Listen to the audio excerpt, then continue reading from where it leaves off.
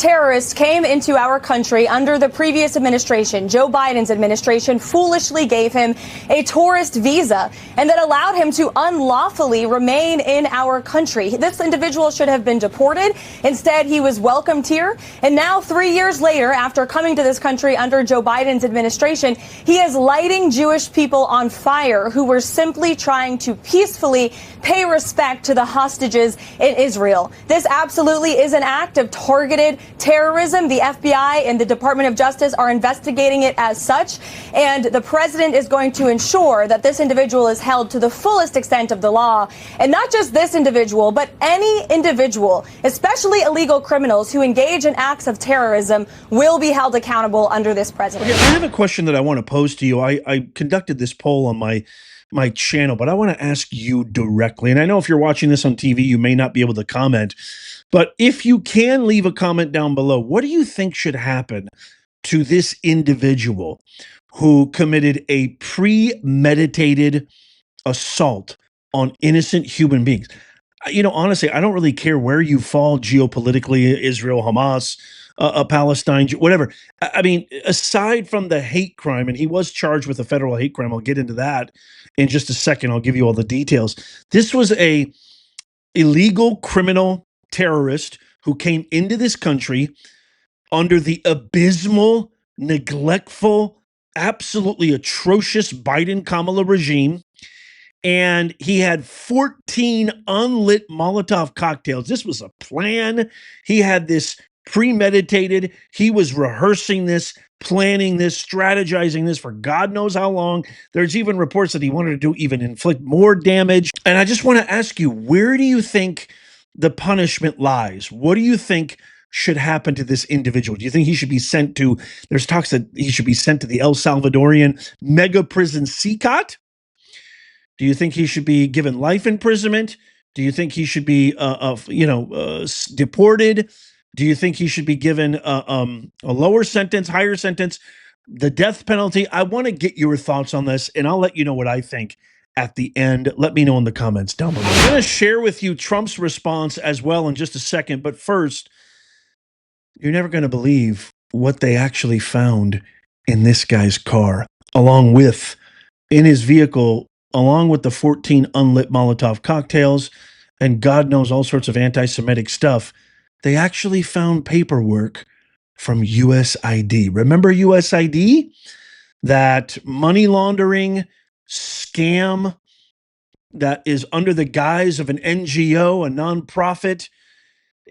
This is the same organization that Doge just simply tried to cut out the fraud, waste, and abuse, and you had every single ridiculous swamp vermin hippocrat fighting tooth and nail, trying to stop Doge, trying to stop Elon, trying to get anything and anyone, hypnotizing, spreading misinformation, trying to get people to attack Elon, etc., etc.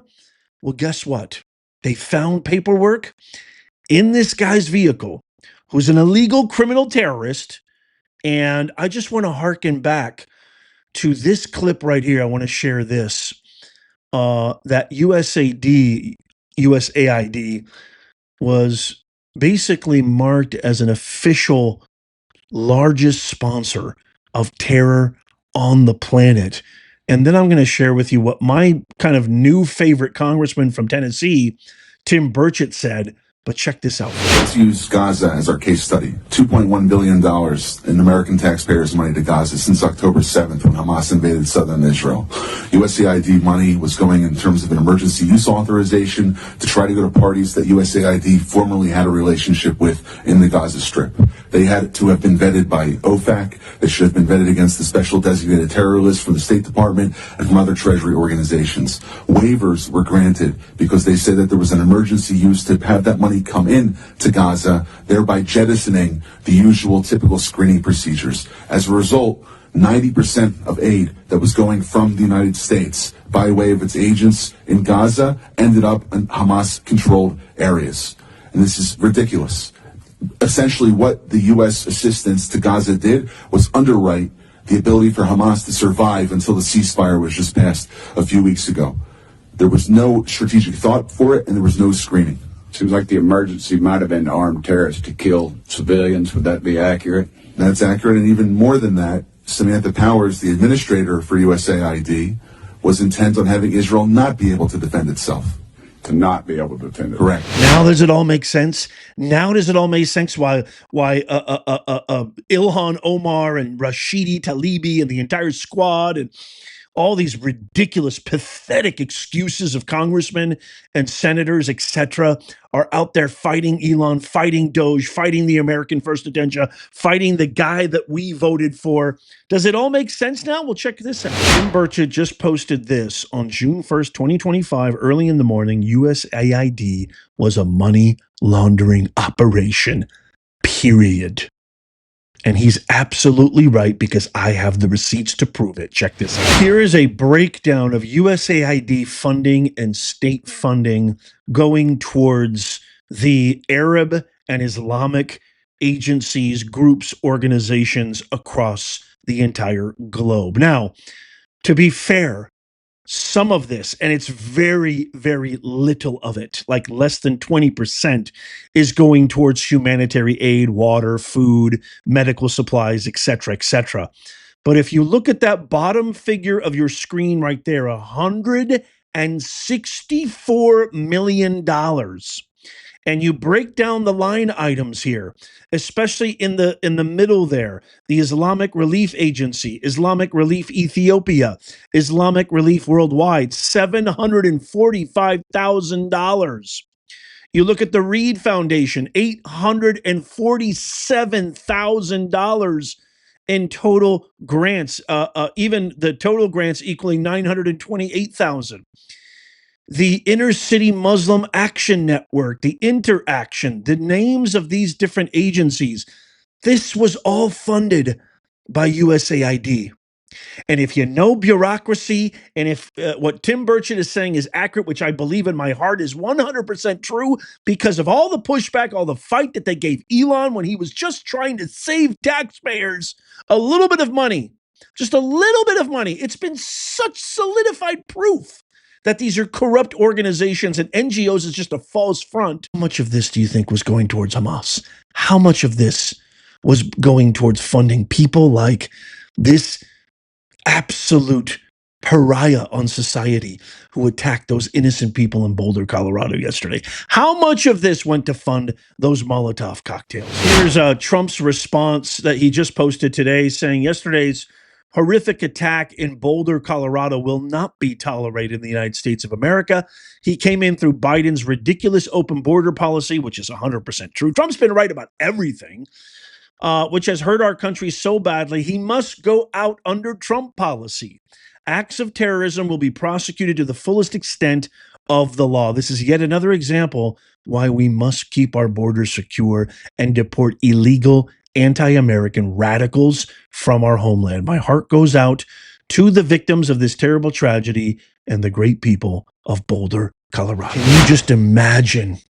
Could you imagine if we didn't have this amazing, unbelievably bleeds American first leader, our guy in office right now? Can you imagine if Kamala, I mean, that guy would have a statue already at like Columbia University if Kamala was president. I dare you to fight me on this and argue with me on that.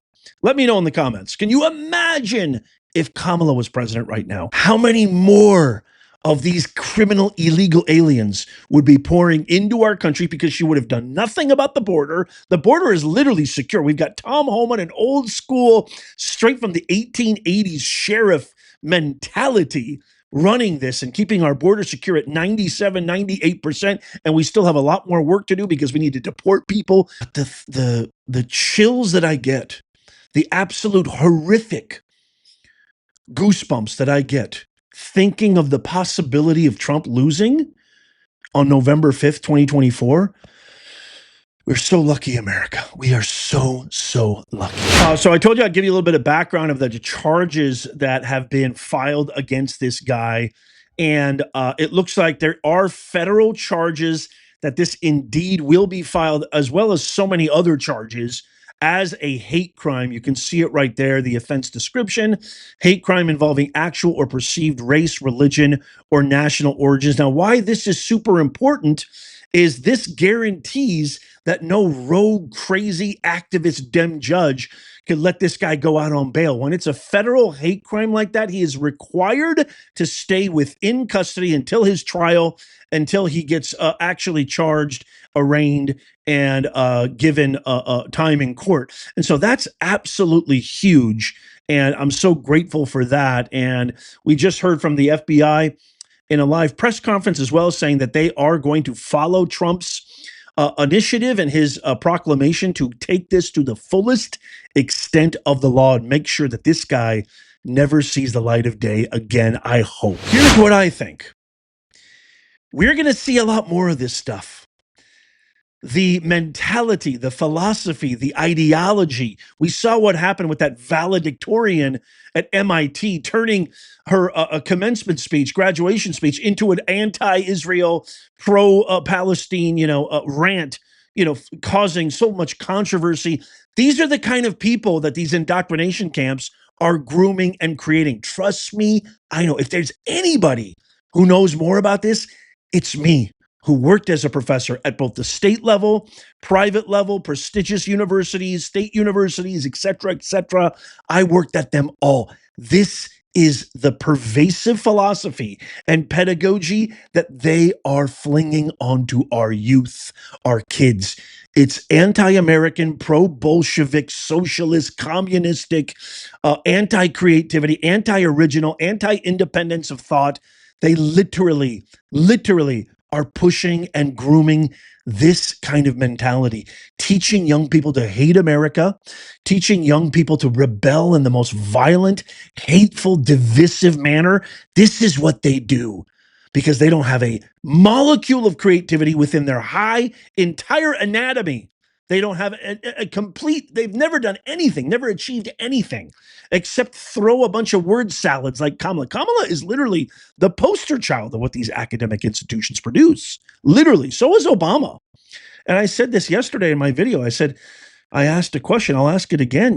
Before 2008, I thought race relations were on their way to being really quashed altogether. It wasn't even around or pervasive or even talked about because we didn't make it a thing. It wasn't a thing. It was, if anything, it started to dwindle. And if you even thought about things like that, you were looked at as like some parasite. Like, what are you talking about, race? Or what do you mean color, skin, or gender, ethnicity? That wasn't even. But after 2008, until now, in the last 12 of 16 years, that these people have been in control and power, race hustling has turned into a multi-billion-dollar business. That's my thought. That's my opinion. And as far as this guy, I asked you about the poll earlier in the video. I don't think we should send him to CCOT. I don't think he should get life imprisonment. I think this guy was premeditated. He's already like 45, 46. I don't think any rehabilitation is going to help. Why are we going to expend our hard-earned taxpayer dollars to give this guy room, board, lodge, 3 meals a day? Why? Death penalty. Hasta la pasta. See ya. Wouldn't want to be ya. You're done. This was premeditated. This was planned, strategic, homicide. Why are we paying for a homicidal maniac? It makes no sense. Capital punishment. Hasta la pasta. See you. Wouldn't want to be ya. I can't wait to get your thoughts on this. Let me know in the comments down below. We need to do something about these indoctrination camps, aka higher ed institutions, or else we're going to see a lot more of this. If you love America, tap that thumbs up. It doesn't cost you a thing. You could even do it on your TV remote. Check out these videos coming up on the screen right here, just in case you missed them. Tap my face right here to subscribe and follow. It's absolutely free. And as always, may God bless you and may God bless the United States of America and all who defend her. I'll see you soon.